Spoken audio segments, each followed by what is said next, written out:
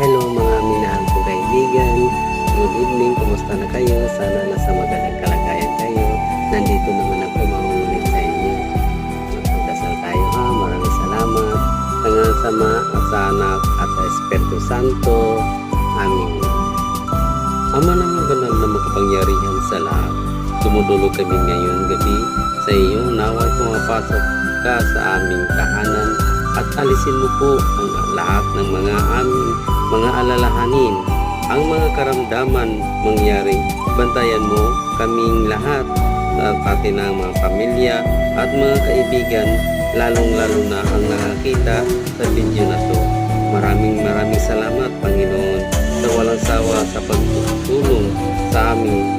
Bukod doon, binigyan mo pa kami ng kapayapaan, pag-ibig at kasiyahan. Dinadalangin namin